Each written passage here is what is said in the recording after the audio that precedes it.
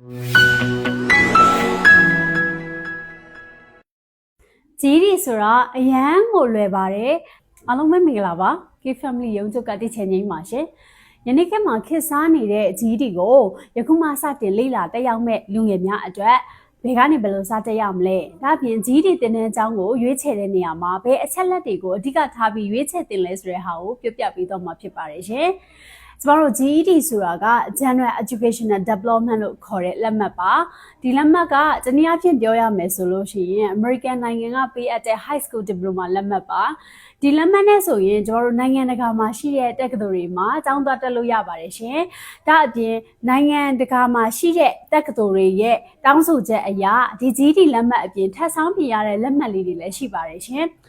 အခုခေတ်မှာ GED ကတချိန်ထိုးခေတ်စားလာတာဖြစ်ပြီးအခုမှစတင်တက်ရောက်မဲ့လူငယ်တွေအတွက် pre-GED တက်ရမလား GED တက်ရမလား GED intensive စတက်ရမလားဝေခွဲရခက်နေတယ်ဆိုလို့ရှိရင်ဒီဗီဒီယိုလေးကိုအစဆုံးကြည့်ပေးပါရှင်ကျမတို့ GED က pre-GED ရယ် GED ရယ် GED intensive class ရယ်ဆိုပြီးတော့တင်ကြပါတယ်ကျမတို့ pre-GED ဆိုတာကအသက်16နှစ်အောက်ကလေးများအတွက်သို့မဟုတ်အင်္ဂလိပ်စာအရန်အားနည်းတဲ့ကလေးများအတွက်ရည်ရွယ်ထားတာဖြစ်ပါတယ် GED ဆိုတာကကျမတို့အင်္ဂလိပ်စာ level အတင်တင်ရှိတယ် pre-intermediate or intermediate ရှိတယ်ဒါအပြင်ကျမတို့အသက်16နှစ်ဝန်းကျင်လူငယ်များအတွက်အထူးရွေးချယ်တင်ပါတယ်ကိုကအသက်16နှစ်လည်းရောက်ပြီးအင်္ဂလိပ်စာလည်းအတင်တင်ရှိတယ်ဆိုလို့ရှိရင်ကျမတို့အနေနဲ့က pre-GED သင်တန်းတက်ဖို့ recommend တော့မပြုပါဘူးရှင်ကျမတို့ GED သင်တန်းတက်ပြီးသွားပြီဆိုလို့ရှိရင် GED ဆံမွဲဖြည့်ဆိုတဲ့နေရာမှာကျမတို့အမှတ်ကောင်းတွေရရှိဖို့အတွက်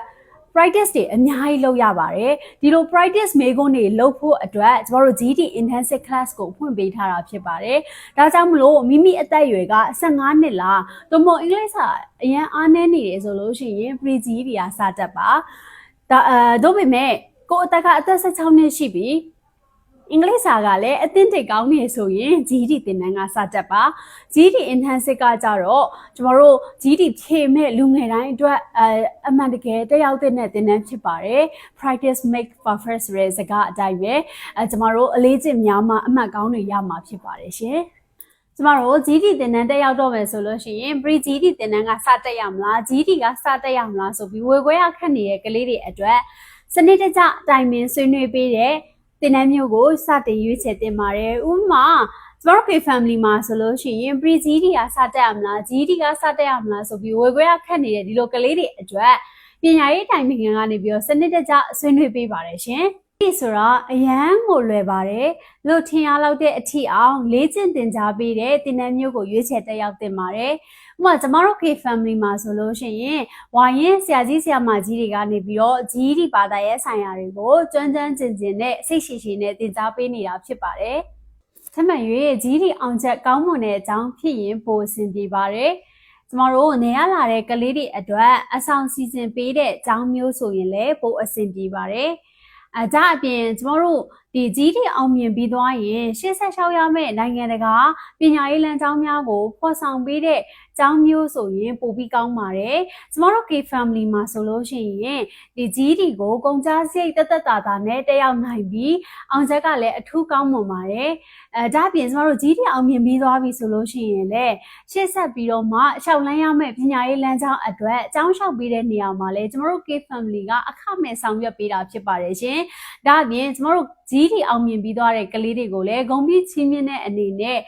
ကျမတို့ဒီ GED graduation အခမ်းအနားကြီးတွေကိုလည်းကျမတို့ K Family ကနေပြီးတော့မှကျင်းပပေးလျက်ရှိပါတယ်ရှင်